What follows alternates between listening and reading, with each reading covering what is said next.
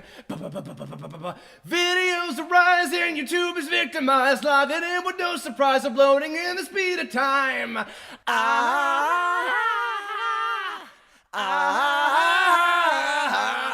Spectacular, spectacular, new Kirblog. Spectacular, spectacular, new Kirblog. Spectacular. That's what happens when you make a show that's really fucking good. Is I do more lyrics, and also I've destroyed the fucking waveform on this.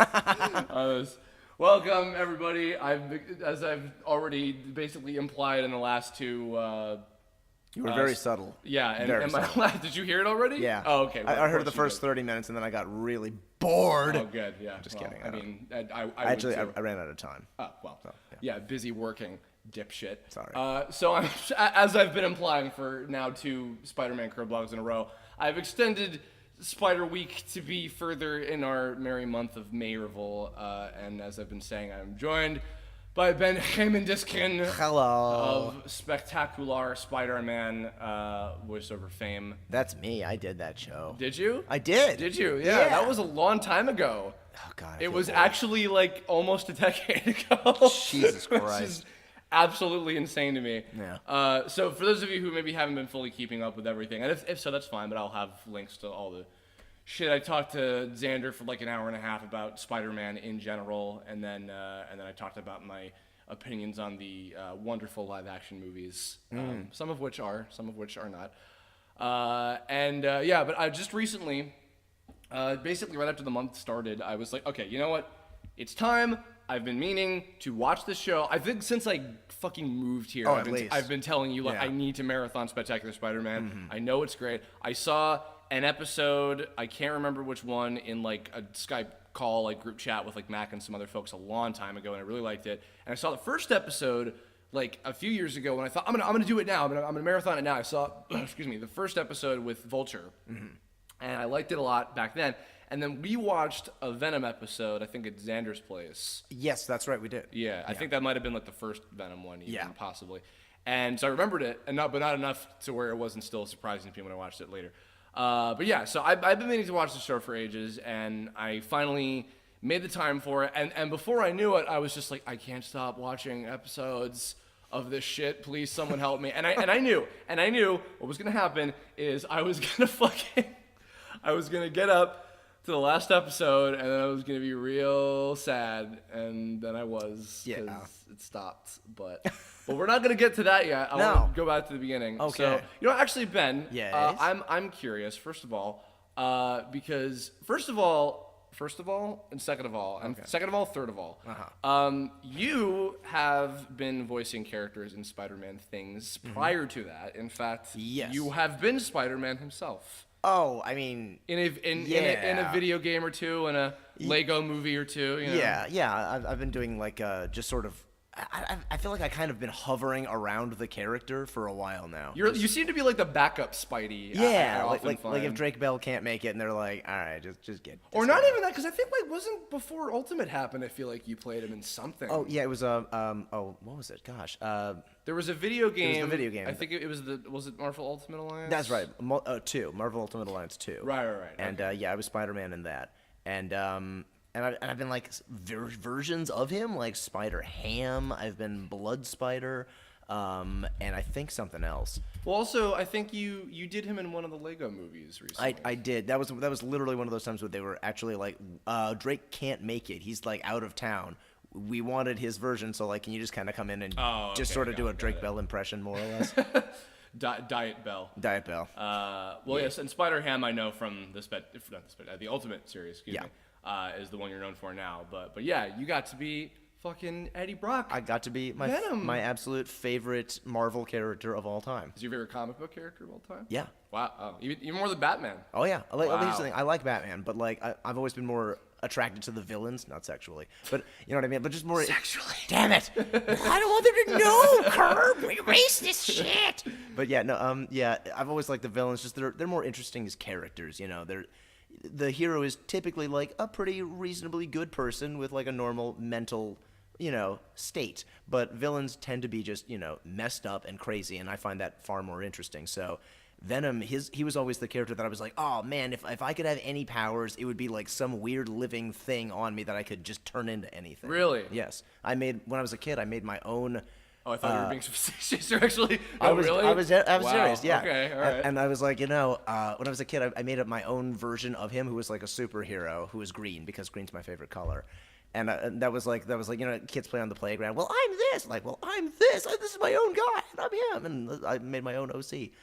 Before that was cool. You were the snot bubble. Yeah, I was called Slime. The green booger. Yes, the green slime. Yes. You know what? Weirdly, I never told you this. I always liked making slime characters when I was a kid, and then maybe that's why in tomes there's splat and doubling, and even like Game Craze kind of games are more of a shadow. But the kind of like amorphous characters have always been intrigued by that. So that's cool. Yeah. Actually, on that same kind of note, what I was kind of getting to with that. So what is your like? What do you remember, like, your earliest, like, memories or exposure to Spider-Man in general? Like, oh, my first exposure to Spider-Man was definitely the 90s cartoon show. Okay. Because I was, like, still very much a kid growing up and watching that. And I remember, like, that show, they got so much stuff completely wrong. Like, they changed so many things. But to me, that was Spider-Man. So I didn't go like, this isn't like the comics. This is bullshit. Like, no, I was like, oh, this is so cool. Apparently, Morbius is some dude with, like, suction cups on his hands, not a vampire. Because, like, they couldn't show him drinking blood. Oh, yeah. No, I just watched, like, it was like a Looper video about like top 10 things you might not know about Spider-Man, and they mentioned like the 90s cartoon was like super censored and just like lots of heavy more than usual standards and practices on that show. Well, it was a network show, and this was also back like in the 90s when like the overprotection of the youth was really starting to become a thing. Was that Fox? That was Fox. Yeah. Okay, right. And it was just sort of like, oh, we can't have this, we can't have that. Like Spider-Man literally was not allowed to punch anybody. Oh, because they were worried kids would be like, I'm Spider-Man, and punch their friends in the face, knock out a bunch of teeth, and then they get sued. So they were like, okay, we can't have that. So he was allowed to kick people though, and he was allowed to swing, and he was allowed to throw. But they got one punch in. One punch! I was waiting. There you go. They did get one punch in, and what it was there was a character, I'm pretty sure he was just made up for the show, because they kind of did that sort of stuff, named The Spot. And he's like this dude with a bunch of like black dots all over his body. And those dots are actually portals, like in the game Portal, you go in through one end and you pop out somewhere else. Yeah. And so the only way he got away with it was by throwing. Oh, I guess it is not. Oh, yeah. I'm sorry. I just pulled up the Wikipedia article while he was talking. It is a real character. It's a real character. Okay, well then never mind. Carry on. But like anyway, you throw a punch into one of his spots, and then like off screen you hear him go and then it pans over and you see like his fist sticking out of a portal, having just punched him. That was the only way they were able to get away with that. Probably just because like that's an unrealistic fantasy situation that kids cannot replicate. Exactly. At the moment. Yes. So yeah, that was like the one. But like that series was great for me as a kid. But now, like as an adult, I'll watch it and I'm like, wow, the music never shuts up. There's always something really noisy going on, and it's this really overly busy thing. And oh wow, they reused that animation a lot. Really? Wow. Like, oh, there's a lot. There's one where I guarantee you, like they reused the animation from Spider-Man fighting the lizard in the sewer for a scene that was not in the sewer. Huh. And it's just him like leaping out of the way of something, but you can tell they kept the background of the sewer like in it. And he was like on a rooftop, really. It was something weird. Like they cut as many corners as they possibly could. I mean, because I looked up a clip. So we're actually, just to blow the lid off this. Yeah. So we're recording this a week in advance. This is the day that the Xander and I hour and a half long Kirblog discussion came out. The other day I looked up a clip of Spider-Man and War Machine fighting Venom in like some kind of like Stark Industries building or some shit. And I was like, oh, well, the animation's like pretty okay. Like to me, I wasn't in love with that show because and the '90s X-Men cartoon because I wasn't like big on the art style all that much. But I saw the animations. Oh, this is pretty cool, and they had like some kind of interesting thing with like Venom's shading, where like the kind of like glow around him was like half red and blue or whatever. Right. Yeah. It wasn't 100% black. It was like it was actually kind of magenta almost in certain places. But I don't know. I mean, I feel like if I had really given that show the time of day as a kid, I maybe would have had more of attachment to it. As a kid, yeah. But so, and also because I was also looking up when I finished Spectacular, I was looking up interviews and things with like Greg Weisman, who is, as far as I know, one of like the big driving forces behind why that show was so awesome. Yes. And I came across a San Diego Comic-Con 2008. Was that 2008, I think? Yeah. So actually, I was there. That was my first year at Comic-Con. Oh, you were actually there? Yeah. Oh, dang. Our fates were intertwined. Apparently. Well, also, and funnily enough, Martin was there too. Really? Yeah, because that was the year that Konami was first showing Yu-Gi-Oh! 5Ds, the motorcycle one. And I wanted to meet him there, but I couldn't find him because this was back when we used LiveJournal. Remember that, everybody? Oh, God. And he was like, I'll be at these panels if you want to come find me and say hi, if any of you are all Yu-Gi-Oh! Abridged fans. And I wasn't able to see him there. And at the time, I think I'd only heard of that there was a new Spider-Man show, but I wasn't really looking into it. But I didn't even think about it. Yeah, it's San Diego. So all three of us were there. Weird. And now we're connected together. Oh my gosh. By our cocks. They're tied together in a giant knot. But ew. Yeah, hurts. Ow. Feels so good. Gross. But not because it's gay. Just that sounds physically painful. Oh, yeah. Ow. Well. That was way too many seconds left on that joke. So that interview I found of you, you were talking as if you had also had read some stuff in the comics. Was that true? Yeah, that's true. I mean, specifically, I'd wanted to see. I don't know why I did this to myself. I wanted to read the Venom Lethal Protector comics because it was focused on Venom. They're not very good. This is back in the 90s when he had a mullet and it was just really kind of weak. But most of what I'd done for preparation was just I liked the show. I liked Hank Azaria's performance on the 90s. He was cartoon. good. Yeah, he was. Yeah, no, I liked it. I feel because I don't know. I feel like I've gotten the implication oh, hi, he's a joke even. I'm like, no, I bought it. Maybe to be fair, part of it was because the filter was really cool. But I enjoyed it. If anything, and it's funny too, because I like Chris Barnes' performance on Peter too. My gripe was why does Peter look like fucking He-Man in this show? Oh God, yeah. He was so buff all the time. Yeah, that. I mean, okay, this is a sidetrack. All right, recently saw Civil War. Okay, good movie. We've spoiled it all. You can say. Oh, okay, all right, good. So Spider-Man in that, I like the actor. I like his voice. I like his performance. I'm assuming it was CG, Spider-Man, who we actually see doing all this stuff. Yeah. His body design is totally wrong.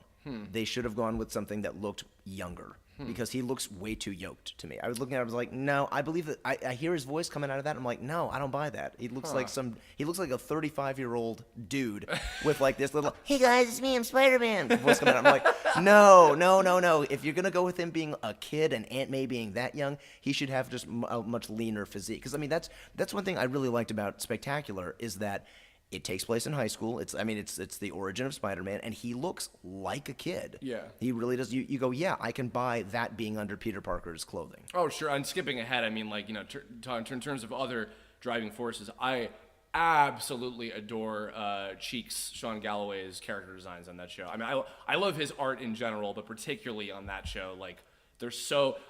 That's how I want to draw so badly. That's the type of stuff that I've been trying to study. But yeah, Peter's design and the spider suit in general, for that, and the way that the anatomy was and everything, and even because with the silhouettes of Gwen being kind of shorter and the more the nerdette, and then Mary Jane being more pretty, and then Eddie being the big stocky kind of guy, but not quite Flash Thompson level. And then when he gets the Venom suit, he gets really stocky. Yeah. But with Spidey, it didn't change, and that worked really well. So it was still believable, but it wasn't hey everybody, I'm Spider-Man, a fucking '60s show or whatever. Yeah, no. I'd have to. I want to see Civil War again, so I'd have to judge for myself. I didn't notice that, but I mean, I don't know. In watching that clip from the '90s show where he was fighting Venom the other day, where he's just really he's fucking jacked. He really is. Well, see, he's also in college, so I'm kind of I'm willing to draw that line. And go, okay, fine. That's the thing too. So, because as you could tell from the Xander Kirblog that we did with him and I together, I have no real knowledge of the comics. So it wasn't actually until I listened to some interviews with Greg Weisman about the direction they were going with on this show, where it was we want to have it be in high school, not in college, which is where it usually is. And I didn't even know that. I always just thought he was just in high school. That's what I assumed was the case. So this being younger than usual for Spider-Man was okay, I didn't even realize that was the thing. But because high school is both one of the most interesting settings for a story, and also one of the easiest to fuck up really bad. And between when I don't even want to name names, but like when you have like, you know, really like, oh yeah, well I slept with so and so last night, you know, type shit. Which now there's value to that too. I like Gundam Seed. Gundam Seed's a fucking soap opera, but yeah, like with this, like it was so like well balanced and it worked really well, and the fact that like, oh, this is like unusual for a Spider-Man setting to me is like I couldn't even believe that. What makes this show so good is that I care just as much about Peter Parker and his world as I do Spider-Man and his world. Yeah, that's really what makes like I want to know what's happening with him in high school. I want to know how he's getting along with the other kids. And then like even like characters like not Liz Allen, who's the one with a horribly painful voice. Sally. Sally. That was great. Yeah, that's great. Yeah, screaming like she starts off as this just complete bitch, and then like you realize like, oh no, actually she has some compassion in her. Yeah, a little bit. You know, and probably has some problems. Right. Yeah, exactly. Like the characters feel bigger than just like just a cardboard cutout. Yeah. Even Flash gets development. Like everybody feels well rounded, and it's nice to see that in a kids show. I mean, I feel like, you know, like you were talking about Sean Galloway's art style for this, and this was one of those controversial things with this show because a lot of people saw the art style without actually watching the show and went, oh, the simplistic drawings. Oh, the art style. It looks like a kiddie show. It's was that what people were saying? Yeah, that was. Wow. And they were just like, I don't want to watch this. It's for babies, and it's airing on like Kids WB. It's for I kids. did not know that. I had no idea it was on Kids WB until I was watching the episodes, and I looked that up, and I was like, wait, what? Like, because I mean, you know, you and I probably both grew up with that shit, and like I remember still when like, you know, Batman Beyond and stuff like that was on Saturday morning, and this is not to discredit Pokemon at all, because I mean it brought the anime boom more or less, but I feel like kind of after Pokemon and Yu-Gi-Oh, like the kind of double fold of that hit, there was a little bit of a softening in terms of like, all right, we can't probably go like as, you know, implied adult as stuff like Batman Beyond and like some of the DCAU stuff. But you know, so I kind of thought that time was like long since over for many years, but the fact that by like 2008, when I think Kids WB was like semi on its way out, I think. Yeah, it wasn't quite gone yet. Yeah. But by that point, the fact that like they had a show like this on there that like, you know, you could stack up against any of the good DCAU shows, I would say was like kind of incredibly, delightfully surprising to me. Yeah. So rewinding a little bit. All right. Yes. No, that's okay. We're going all over the fucking place. What else is new? It's Kirblog. Yeah.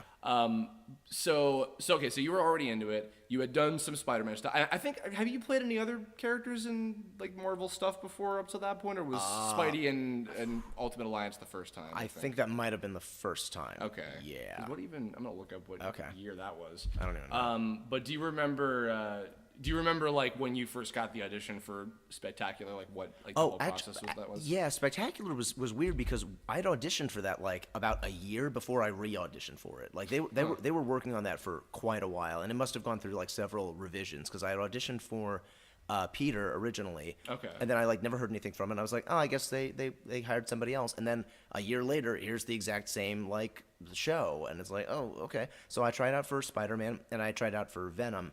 And that was like for me. I was like, oh, good, I get to try out for the character I really want to play. Like, no, like I like Spider-Man. He's my favorite like Marvel superhero. But yeah, I'm like, oh, I'm gonna really push for Venom anyway. Little side note, by the way. Yeah. Also, apparently, Ultimate Alliance 2 came out in 2009.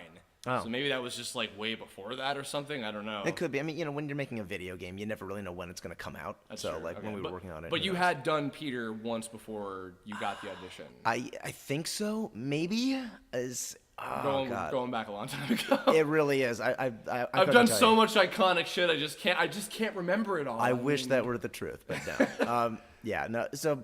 But yeah, no, that was just it's a show that they had been working on for a really long time, and obviously you can tell because the quality is really there. Oh yeah, like they went all out to try to really make Spider-Man feel like Spider-Man. Like I feel like Josh Keaton's performance in Spectacular is my favorite for a reason. It's because if you listen to Josh, his normal speaking voice as Peter Parker, it's slightly pitched up from where he normally is. Sure. Sounds like a cool dude. Yeah. Like he has this like really cool guy way of talking, like this really cool sounding voice.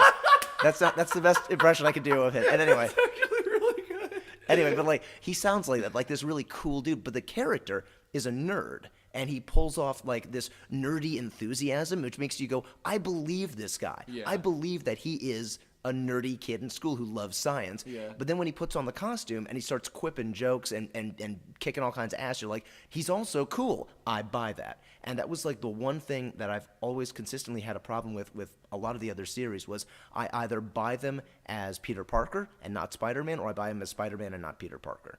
Like the movies, the Sam Raimi ones, Tobey Maguire, perfect Peter Parker. And then he puts on the costume. Hey, shut up, pickle puss. It's you who's out, Gabi, out of your mind. Yeah, amazing. Excellent. Yeah, brilliant job. And then, like, was it Andrew Garfield? So, like, as Spider-Man, hell yes, I totally bought that. Then as Peter Parker, too cool.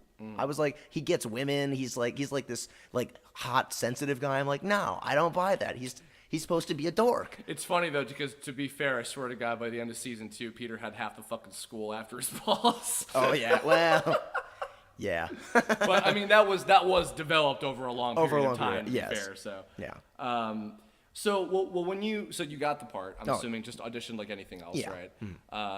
Were there like callbacks, or like was it a long? I mean, obviously it was a year between the two different points. But. Well, for the second audition, which is where I did Venom, that one, the audition process was they were going to have you record as Eddie Brock and then loop over your existing performance with a symbiote voice. Okay. So that because they already knew that's what they wanted. They wanted like 2 different voice tracks going at the same time. Okay. And like it was at this time when I had just started doing anime, so I was like, "Oh, this is perfect. I've been doing Blood Plus for like 50 episodes. I know how to dub. Awesome. So like I can get that timing right." And they were like, "Holy cow, this guy's good, and we like him." So they're like, "Yes, we want this guy's Venom." I'm like, "Sweet, thank you, Jesus." So yeah, So thank you. I guess that really might have given you an actual edge over other people for that. I feel like it did. Yeah. Well, it's funny because you know what? One thing I did recognize when the show was coming out that I was very happy about was the fact that this was, I feel, kind of like still in the early period of, hey, people that came from anime are doing main character voices in prelay cartoons. I mean, Steve is fucking phenomenal on Green Goblin. My God, yeah. Crispin cracks my shit up on Electro. I know there's a few other people as well that like are from that vicinity. I mean, it was mostly like a lot of the cartoon guys that you would expect. Yeah. And some cool guest stars as well. Oh my God, we had freaking Freddy Krueger. Oh yeah, that's as Adrian Toomes as the Vulture. Yeah, Robert Englund. Robert Englund, thank you. Yeah, and he was awesome. He's a good voice actor. He's actually. But he true story. Like on the day we recorded that episode with Vulture, it was Survival of the Fittest, I think it was. The first one. Yeah. Okay. And like he started talking to me, and I was just like, where have I seen this dude before? We must have worked on something before. And I'm just like chatting it up with him, like, it's going to hit me what his name is. What's his name? And then finally, like way after we finished recording, I was like, oh shit, I was just like being a goober in front of fucking Freddy Krueger. That's where I've known him. No, you haven't met him, you idiot. You've just seen every fucking Nightmare on Elm Street. Jesus. See, I mean, well, maybe you know what though, that is better than like, I mean, because I'm doing a show right now that I can't talk about, but I'm meeting so many of like my fucking voiceover idols, and I'm just like, I know everything they've ever been in. Don't be that person. Don't do it. And it's hard. Yeah. But it's still hard for you to do that sometimes too. Yeah, that was my entire Kids Next Door career. Was just, oh my God, you made my childhood. I can't say anything. Yeah. Well, I mean, similarly, I mean, I said this when we had like your big like Voice October Kirblog, but like, I mean, what a fucking. That reminds me. What? We got to go over 2 hours. I got to reclaim my title of longest Kirblog ever. Oh boy, yeah. Well, One Piece is a hard fucking ocean to sail. So God damn it, we're only at like 24 hours. Ah shit. Yeah. Well, we'll see. The night is young. Okay. I'm not hungry for dinner yet, so we'll see if we can good. delay this and go away and leave the fucking recording open while we get Thai. So it's just like how I was always describing like Kids Next Door. What a fucking gift that show must have been to record on. Yeah. I mean, I would imagine, but I am curious. What was the room like for Spectacular? Like, who was like often with you when you were recording that show? Let's see. I mean, it was pretty much the group was like basically complete almost all the time. So like it was Josh and it was Lacey and it was Tell me about Lacey, other than the fact that she's beautiful. Lacey is beautiful, and she is like the cutest person ever. She's, she is like the. I'm gonna mess up the name pronunciation. Jeremy Lee, is that right? Is that how you say it? Yeah. She's like the English original animation version of Jeremy Lee. She's like cute and super super nice. Jeremy could totally do American cartoons too. Well, of course. I'm just saying. I don't know if she has yet. Really. I don't think so. Actually, she's done one movie. Oh, okay. It was an animated movie. Oh, all right. Carry on. But yeah, she's super sweet. Like everybody's like fantastic, and they'd have like all the classic animation voice actors would show up. Guys like Jeff Bennett and he was Shocker, I think. Yes. I believe. Yeah. Yeah. Montana, excuse me, technically. And we had Keith David originally, and then I think he just got too busy, and so it became Kevin Michael Richardson. Yeah, I think he just did like the first episode. like couple episodes, and then it was done. I was like, oh well. Yeah. But I actually couldn't. With my superpower, I couldn't tell it was Kevin until I think I watched the credits, because I always do. Yeah. Of an episode. I was like, oh shit! I didn't even realize. Okay, that makes sense. I figured, because sometimes that happens where it's like episode 1's like, whoops, never mind. It's like, all right. Yeah. Actually, that happened with Kevin on Chowder. He was Rada, a schnitzel guy in the first episode, and then it was DiMaggio for every episode after that.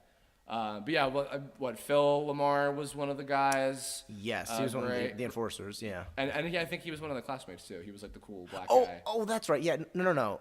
Was he? Yes, he was. Was it Robbie? Robbie. No, Robbie was his dad. Robbie Robertson. Randy Robertson. Randy Robertson. That's right. Yes. And we had both of them. We had Andrew Kishino as Kong, the big dude with like the shaved head. Yeah. I'm drawing a blank. Who was Flash? What the fuck? He was one of the not typical ones. He was great. Yeah, no, he was terrific. I'm gonna look it up because I don't even. And Liz has done a lot of VO, her actress, but she was another one. It was nice because it's like it. Okay, because I say this all the fucking time. Where like I love inventive casting when it's not just the same 10 people doing the same shit over and over. Because even like the vets they had doing like different, like I've never heard them do that before or whatever kind of things. And they had a nice mix of like people that I hadn't often heard before. Josh Labar was Flash That's Thompson. right. And then Alana Ubach was Liz. Yes. I think that those are the only characters in the show that they played, too. I think so, too, yeah. Because everybody else seemed like they had at least like one other person they were doing. Okay, I remember J. Jonah Jameson as Darren Norris. Oh, yeah. Okay, so I remember when this show's cast was first being put online, somebody said the stupidest thing I've ever heard on like an internet forum. They said, and I quote, I don't remember exactly, I paraphrase, "Oh my gosh, Darren Norris, the dude who plays Cosmo on Fairly Odd Parents, he's gonna be Jameson? That's gonna sound like shit. His voice is way too high pitched." Well. How do you even and I was just like, that is the dumbest thing I've ever. Like, oh my god. And he was the son too. He was John Jameson as well later on. Yeah. And like, and as much as I like salivate over J.K. Simmons, who is now also voicing Jameson and like all the animation stuff, Darren was fucking hilarious on that part. God Almighty. You've got 3.25 seconds. Hey, I got an idea. Let's get photos of Spider-Man. But that was my close his door. So there were like that many people all like together in the room for that. My God. Peter McNichol was there for Doc Ock. So jealous. Yeah, he was brilliant. He was great. My God, because like and that was another one. It took a minute for me to realize. Oh my God, it's fucking. I got the twist on Birdman's head from Harvey Birdman, and he's so good on that part. Like this. I said this on the Xander Kirblog, but like Peter McNichol and Alfred Molina have made me love Doc Ock the most as my favorite Spider-Man villain. He's great. Hands the fuck down. And like the Master Planner arc and everything, and like, and still when he's like being timid in the beginning and then pretending to be timid again later, and then like the creepy sort of, oh God, I can't. So sweet. And like all these, I mean, we're looking at the BTVA article, and I'm just remembering like everybody, like really good selection of characters, like all of these guys as they would pop up, and like, you know, obviously, like, you know, giving like, oh, this is a Sandman episode, this is a Kraven episode, this is a Chameleon episode, and sometimes like combinations that thereof and everything. But like, God. And so this show went from 2008 to 2010, which is actually later than I was expecting. Oh, yeah. I guess there was probably a little bit of a break, in between seasons. Oh yeah, airings. Yeah, because I know I had seen the first season before the second season started recording. Okay, cool. So it was 2 sets of 13, cut way too goddamn short.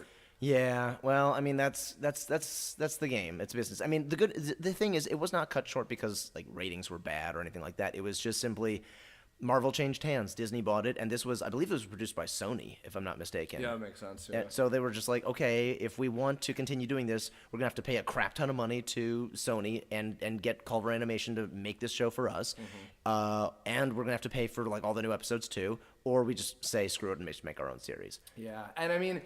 I get it. I mean, you look at any major franchise, Transformers, My Little Pony, G.I. Joe, any of the DC series. I mean, look at how many different series there have been now for all of them. Yeah. And Spider-Man has had, like, my God, I mean, like, I think it's 7 different shows. I think so. Since, I'm looking, there was the 60s one, the 80s one. Spider-Man is Amazing Friends, which I love and adore. The 90s one, Unlimited, the CGI one, Spectacular. The kind of like quartet of, I guess, there's 4 of them by this point. Yeah. Of the current one with Drake as him and everything. And, right. I mean, like, and I guarantee there will be several more as the years continue, especially now because, like, Spidey's going to be in the MCU and everything. It's like they're going to want to keep doing shit. Of course, yeah. So, like, it certainly makes sense. I can't be like, oh, no, like, how could this happen or whatever. It's just... Yeah.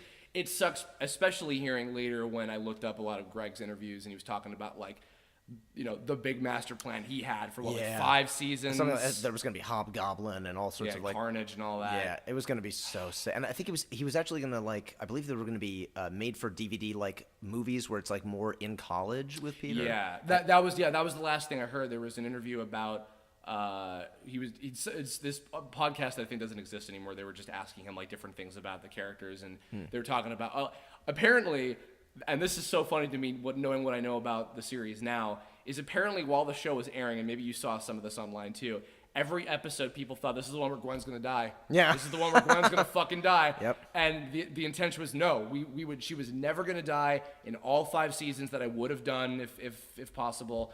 And then maybe if after that they had done the direct-to-DVD movies where it would have been a little bit more mature, right? I mean, maybe it would have happened then, certainly. Yeah. But yeah, like, and well, okay. Before I get too ahead of myself on that, doing the show itself. Yes. I mean, obviously it has been, almost a decade, which even that is insane to me. That hurts me. Yeah. I feel so fucking old. God damn it. So you were like early 20s, I guess, when you were doing that? Yeah, I must have been. Okay. Must have been early 20s. So like, I mean, any like stories or like any like particular like, episodes you remember doing? Because you've seen the whole show back when it was airing. Back when it was airing, yeah.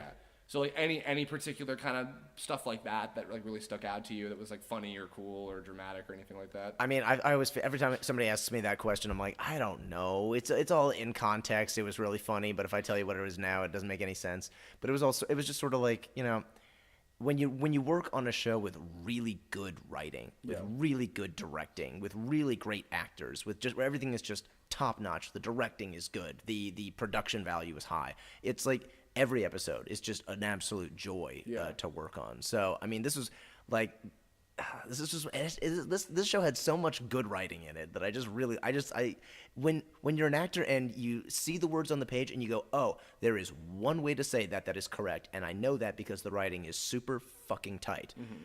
You know you're on a good project, and that was every script on this. I would just look at this and go, oh yeah, I get it. I get exactly what they're going for because it's just so good. Was there not much improving then, I guess? Or? No, this was a very controlled show. It was okay. There was like, I mean, it was like we would do the lines multiple times in a row to get a very specific read, and right. that's what they wanted, and that's what we did. Yeah,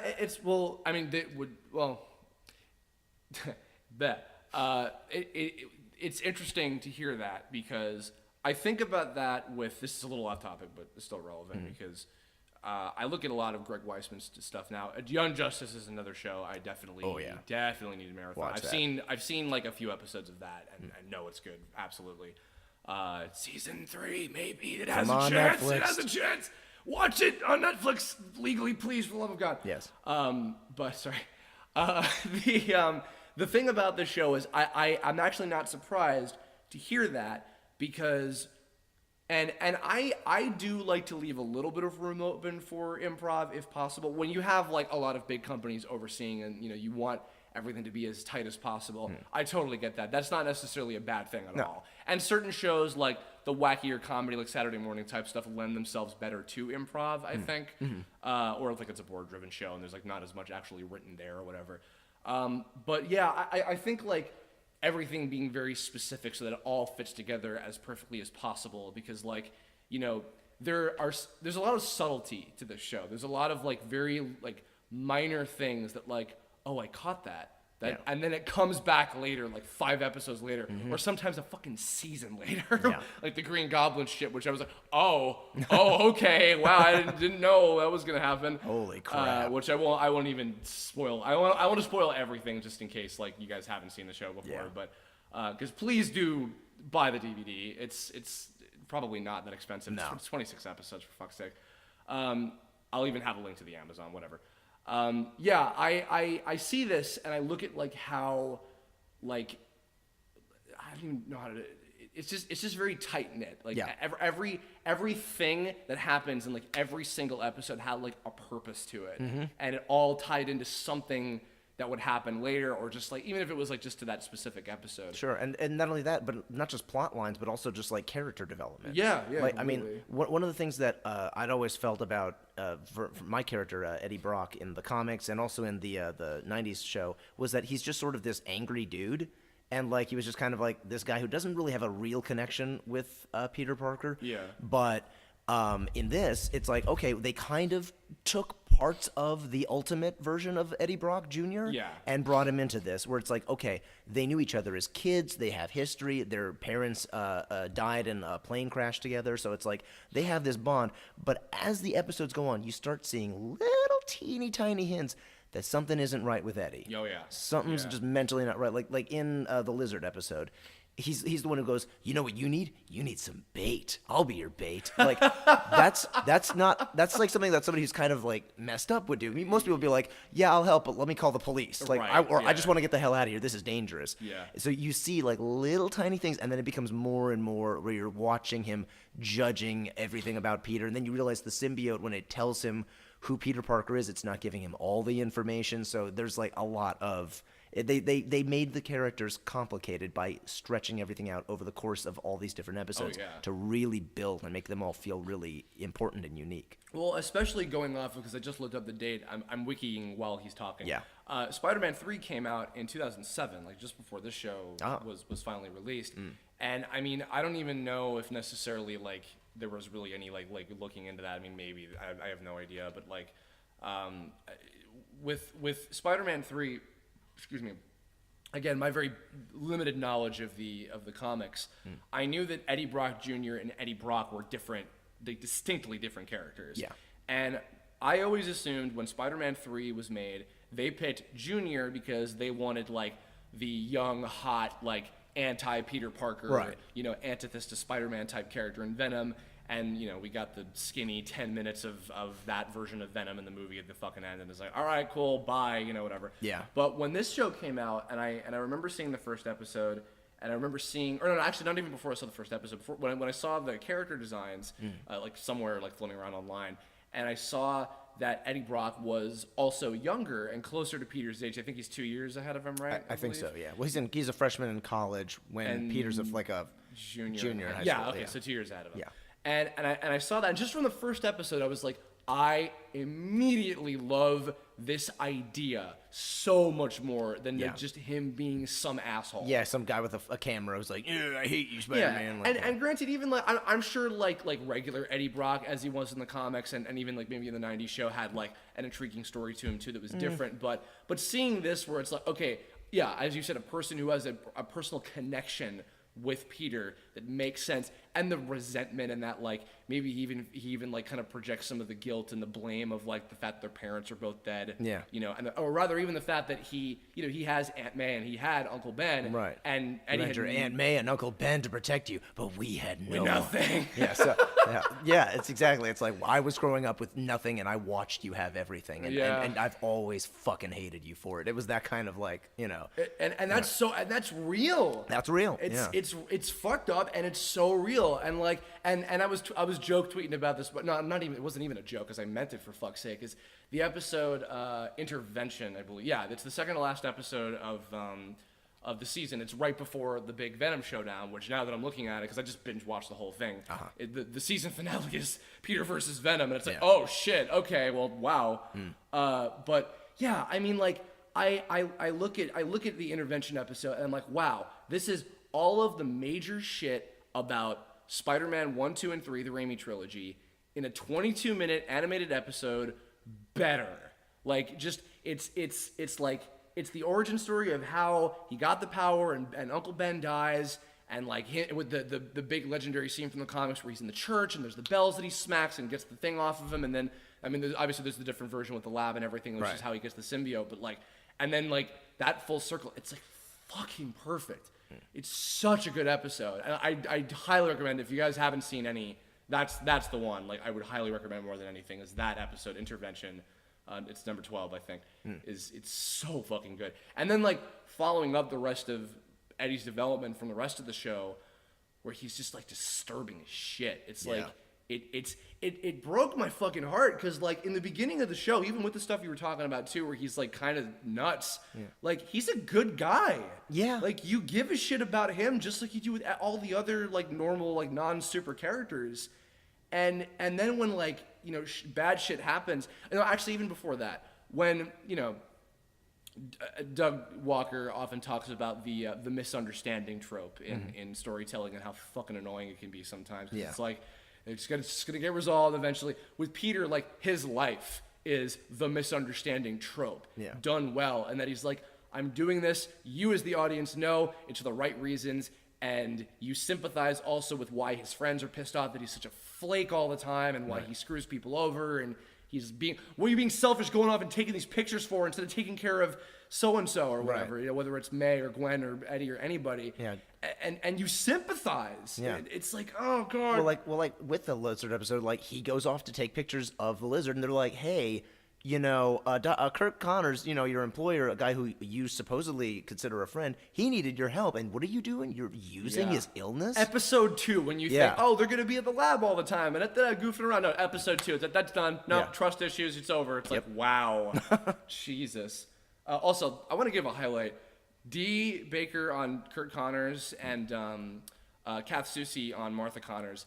They were like, really some good. Of the like everybody was amazing, but like they felt like among some of the realest performances to me. Like them as like the real like strenuous married couple of like they love each other and they're trying to like keep everything together, but God, they've got so much shit on their plate. Like, so props to them, like as big standouts for me personally. But back to you. Back to me. Back to Venom.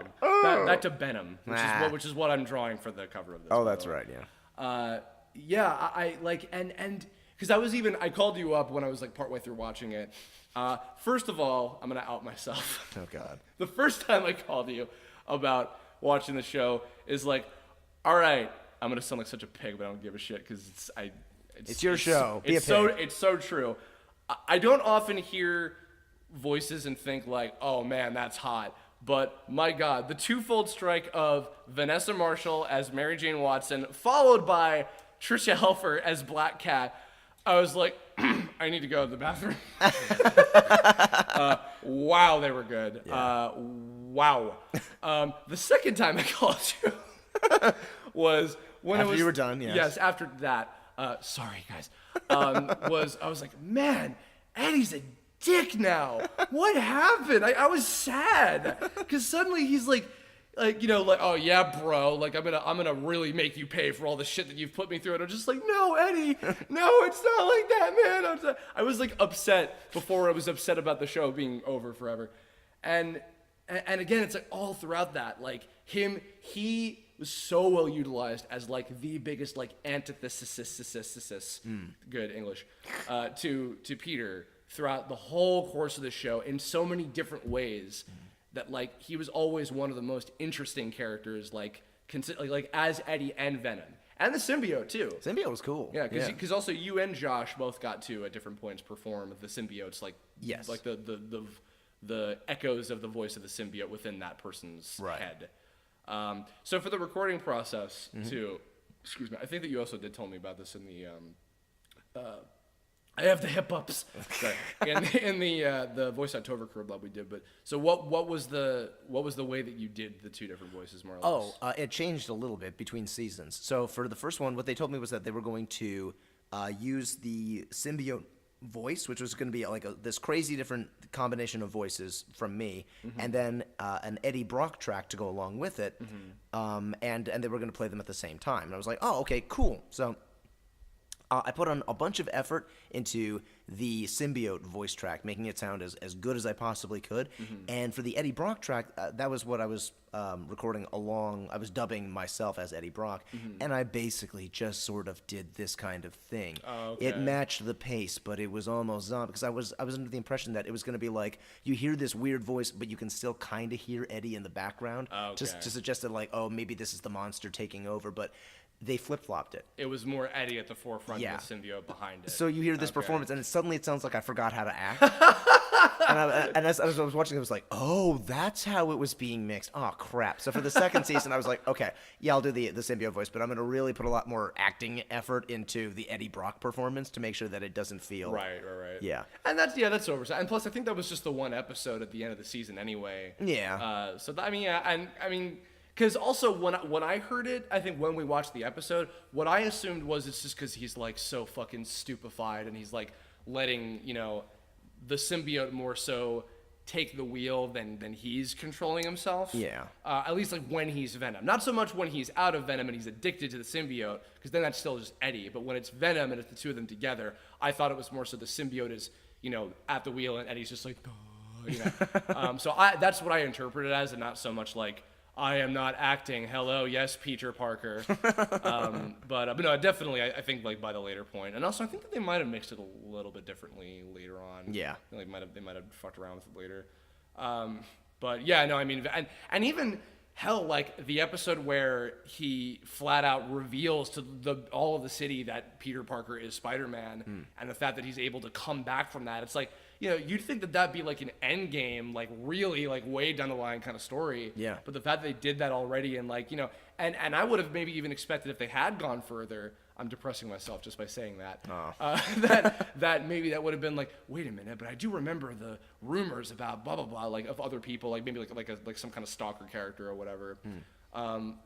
But God, I mean, I could go on all fucking day about like, seriously, I could go past those 2 hours you want to break the record of about, I mean, like Harry and Norman. Yeah. Like, oh my God. And I don't want to go too much spoilers. into and the spoil, but like, and Goblin like in tandem with the two of them, like so cool, such a great mystery, and like both of them were really interesting. James Arnold Taylor was a great like little nerdy Harry. Pete, man, it was my dream. It's like, chill out, buddy. Who played Norman? Who was that? Norman was Alan Rackins, who I've not heard in a whole lot of other stuff. Oh, he's been in the DCAU stuff as well. There was one time where like he literally had one line in an episode. He came in. The line was, "No." That was it. And so they were like, "Okay, just give it to us 3 times." No, no, no. They were like, "Thanks. Checks in the mail." And he was like, "All right, thanks a lot. See you." And he left. They were like, "Motherfucker." Because for like the Venom shit, like especially for season 2, I mean, it was literally this wasn't an ensemble part. It was just me for 5 hours in the booth, just screaming my head off to the point where I was actually like vocally damaged for about a week from that. Like I couldn't. I had a callback for Fish Hooks back when that was being produced, and like they sent me home. Because I couldn't do anything. I was like, "Oh, guys, it's me." And they're like, "Wow, I'm sorry, Ben. You have to go." Do you remember like I mean, that must have been like a very heavy like fight episode. Yeah, this was the one where Venom splits into a point where he's like talking with his stomach. because they were like, okay, he's talking from his mouth and he's talking from his stomach, so we need one track that's like, yeah, that's like some nightmare fuel shit going on with that. Yeah, so we have to have like 4 different voice tracks. One that's like coming from his mouth is the symbiote. One that's coming from his mouth is Eddie. One that's coming from his stomach is the symbiote. One that's coming from his stomach is as Eddie, and they all have to be happening at the exact same time. We have to be able to understand everything you're saying. So Just like that. Yeah. Just like, you just did the same thing. Yeah, exactly. So it's good. It's just like, holy fucking. And so we spent so much time on it, but it turned out really good. So yeah. It was worth the pain. Well, I mean that was what DBZ was to like all the funny guys, all the old schoolers, just like whatever, screaming for years and years. I mean, I'm sure everybody was great, but like, were there any particular folks like on the show that like really made you laugh or like really impressed you or like did anything in particular that you were like, wow, like holy shit, this person? I mean, obviously Josh, fantastic. Of course. Gosh, Lacey was great. God. Steve as the Goblin was freaking fantastic. Yeah, and he was Chameleon too. Yeah, he was Chameleon. He was Chameleon with his like Russian accent, I think, something like that. I want Chameleon for Spider-Man: Homecoming as the villain. That's what I want. Spider-Man: Homecoming? What's yeah, that? the Spider-Man 3, Spider-Man 1, the third attempt, collaborated starring Tom Holland. Okay. I would love Chameleon as the Well, that would make sense. He was the. By the way, I was listening to your Kirblog. Yeah, Chameleon was not his first villain. He was his first costumed villain. Okay. So was Tinkerer before that? Tinkerer was before that, but Tinkerer was just like a dude, basically. Oh, see, okay, because that makes me wonder too, because Tinkerer is in this. I mean, he showed up way late towards the end, voiced by Felix the Cat, Mr. Tom Adcox. I remember him. He was just kind of like, I'm in the background, whatever. I feel like he was one of those guys. Like Greg must have had some big plans for him. Oh yeah, it was gonna be like he was like gonna be like another Mastermind-esque character, like what Big Man was gonna be. It was something like that for Tinkerer. Okay, I have to wonder because I know that some stuff has been talked about as to like what was gonna happen. Yeah. So I mean, do you know anything you want to share that maybe maybe that was could have been that was the extent of everything. Was that it? Sorry, yeah. Well, I mean that might have been so Tinkerer was gonna have like a bigger role coming up. Okay. All I know is that Hobgoblin and Carnage were gonna come up in season 3 and I believe 4, respectively. Yeah, I think there was one other. Let me fucking look it up. There was some other villain like that too. There would have been. Let me see. Is there a thing on this? Come on, guys. I have it somewhere. Now I'm just extending your fucking time as I'm looking through. Great. Good job. I'm going to sing a song while No, you search. don't. We already did that. We already did that and destroyed the fucking waveform. I can't find it. Fuck it, whatever. There was some other villain like that in addition to Hobgoblin and Carnage. Whatever. Also, by the way, some of the like little speaking of Alan coming in for like a line to do for Norman. Yeah. I mean, some of the like one episode like guests. I mean, Miguel Fur was Silvermane. Jane Lynch was fucking Jonah Jameson's wife in an episode. I'm just like, and then James Remar was the cat burglar, which I won't spoil that one either because that was also a great twist episode. And Jim Cummings was Crusher Hogan, who I knew mainly Bonesaw from the fucking first movie, but it was like, and then even Rob Costanzo, who's the Danny DeVito voice match in all the Kingdom Hearts games, was the ring announcer and that. Just like little one episode. Oh, and fucking Ed Asner was Uncle Ben in the episode I mentioned earlier. Yeah, it was amazing. I'm like, God, like they just pull out all the fucking stops on this show. Who's Brian George? I don't know. Just have him come on in. Like it was one of you know what I mean? Like you're like, I don't really. Oh, okay, but he's gonna be Dr. Miles Warren. Yeah. Yeah. Who's like that's oh gosh, what is this character's name? Miles Warren. He is the Jackal. So that would have been. Oh, that's probably who it was. Yeah, I bet that's who it was. That's the one. Yeah, because he was being set up to be like a bigger villain too. Yeah. There's so much stuff that was like in the works and just bad timing. Yeah, I mean, see, and also something to mention, because Xander was I think saying about like, oh God, like there was a lot of stuff that was resolved and other things that weren't resolved. I think I really can't think of another series that has done romance so well, compared to because most of the time it's like, all right, it's either like I can deal with it or it's like that was okay, that was fine, whatever. But this did it so fucking well. Yeah. Like, with balancing, I mean, Liz, Gwen, and Mary Jane. I can't say Mary on your own. That sounds fucking weird. And then like Sally technically, and even God, what's her name? Sunshine. That was her name. The Kelly Who is another one, fucking guest star. And dispersed between Flash and Harry and Peter. There was a time I remember where I think even people thought that Eddie had a little bit of a thing for Gwen. Yeah, but it turned out it was just to get under Peter's skin. I think that it The was one more you so love the most, bro. No, God. Although I think in his case, like before he got fucked up by the symbiote, I think it was more about like a Big Brother thing. Yeah, because like if they were like the Three Musketeers. Oni-chan.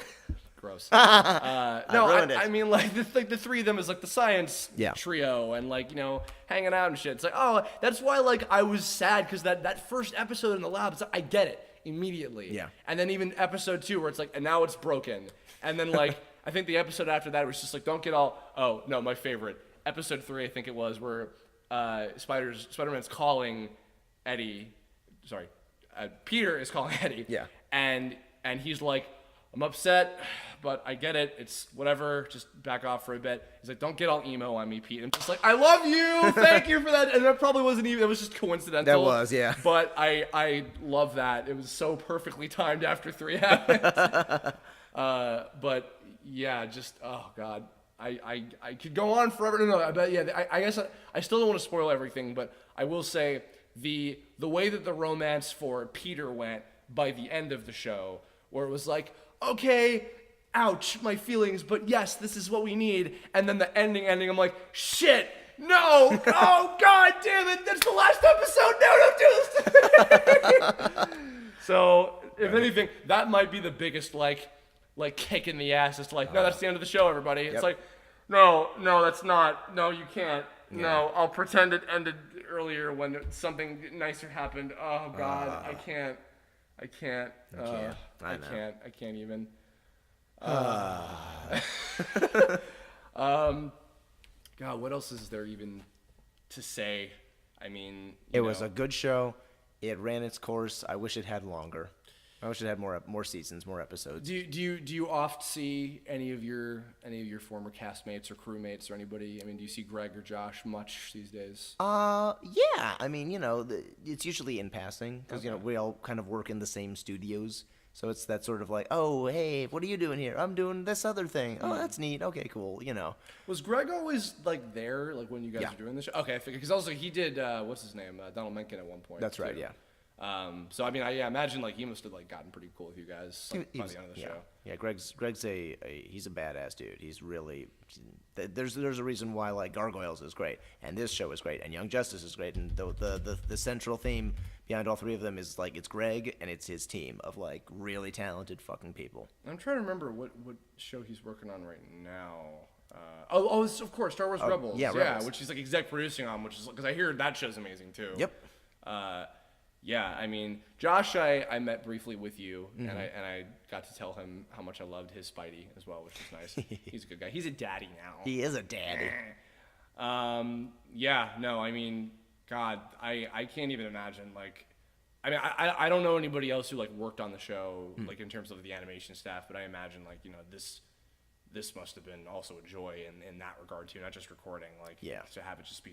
I mean, I imagine like with a lot of, if it's very controlled, maybe there's not as much freedom, but like in terms of the quality, like and if like Weissman's teams and like the people that he gets on board for all of the different shows, and there's a consistent level of quality between that. I mean, it certainly says something. Yeah.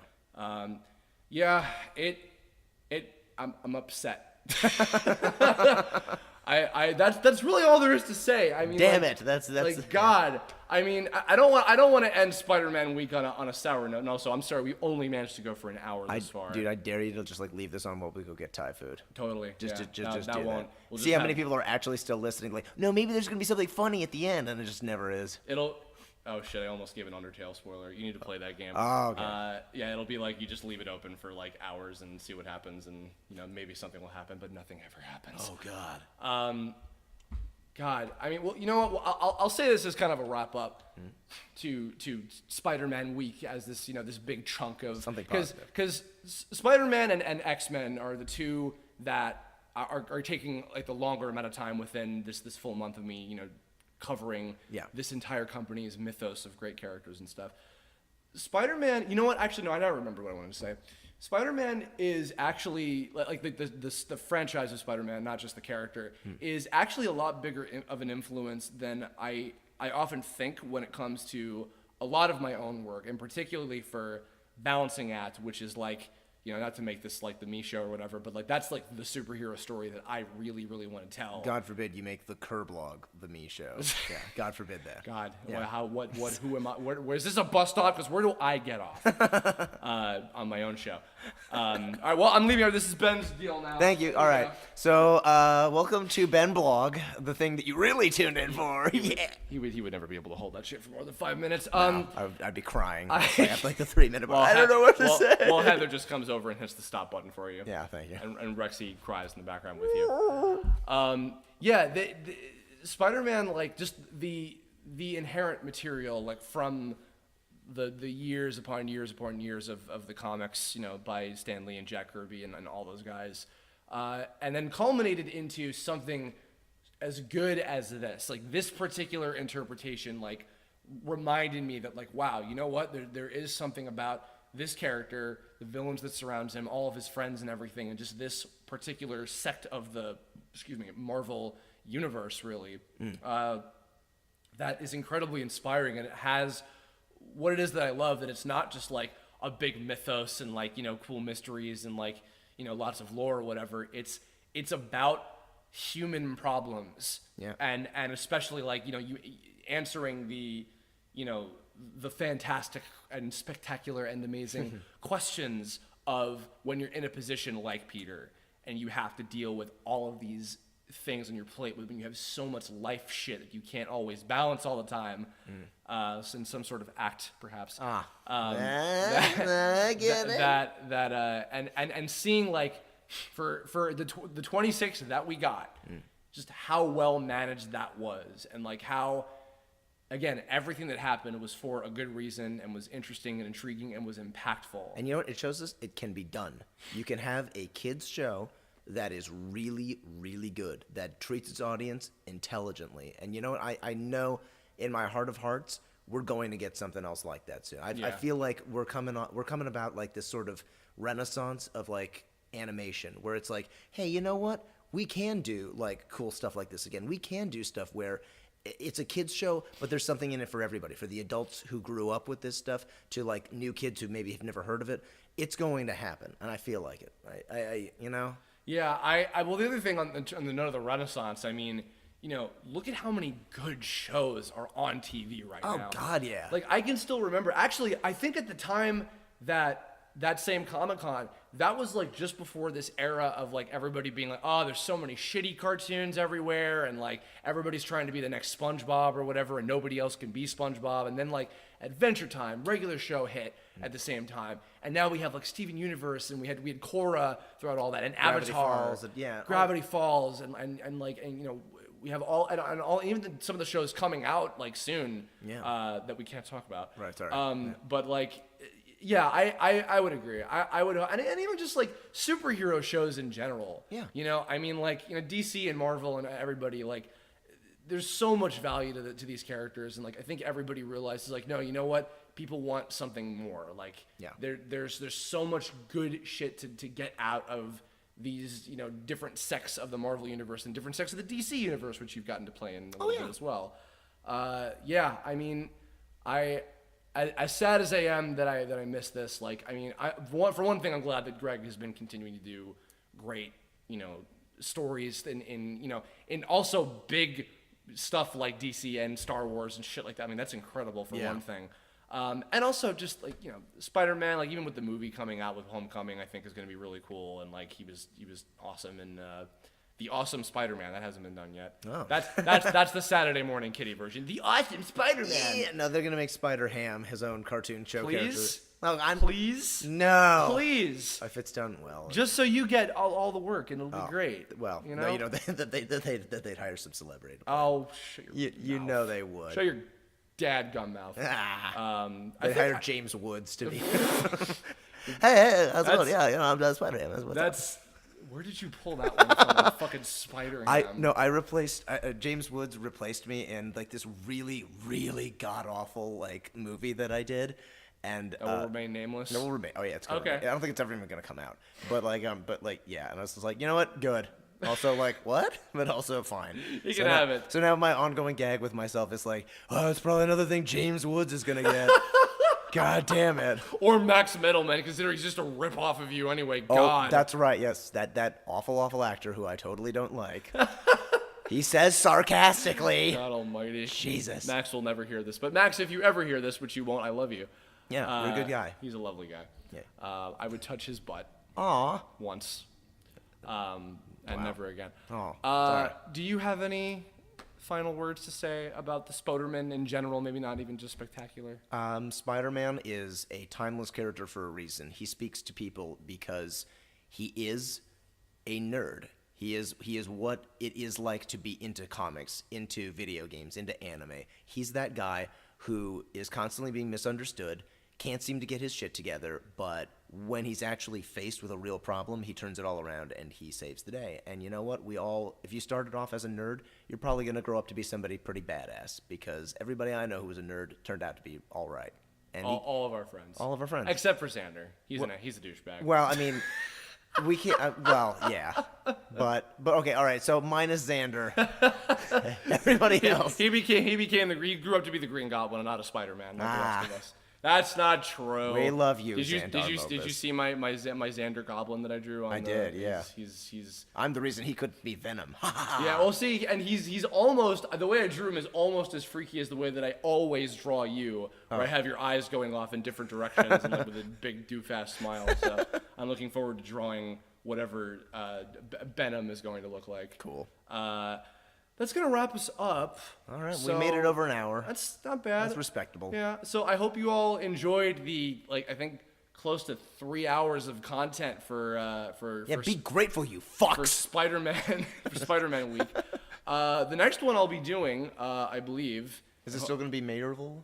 Yes. Okay. Yeah, well, we're still in the middle of Mayorville. Oh, okay. Right. The next thing will be coming up will be just an Avengers weekend, because there'll just be the one for it. But I'm going to be joined by Drake McWhorter, Trailer Drake, who I was reminded when I did the Xander Spider-Man Kirblog, they're like, why have I not thought to have him on here? So I gave him a buzz, and he's going to join me for the Avengers one. That'll be a lot of fun. So Look forward to that. Do you want to plug your social media shit? I never do. Do it anyway. All right, fine. Jeez. It's at Benjamin Diskin on Twitter. It's Facebook.com/Ben Diskin Official. And it's on Instagram. I'm Ben Diskin. That's the one fucking social media thing where I got my actual name, just Ben Diskin, and I never use it, so don't bother following me. And not Benjamin. I mean, that's your name, too. Yeah, but nobody calls me Benjamin unless they're pissed at me. Benjamin. I call you Benjamin. Yeah. Benjamin Isaac Diskin. Oh, God, I'm sorry. You get I'm down sorry, here Mom. right now. Oh, God. That's it, yeah. It's like a fucking Arthur moment. Like, uh-oh. What did middle I do? name.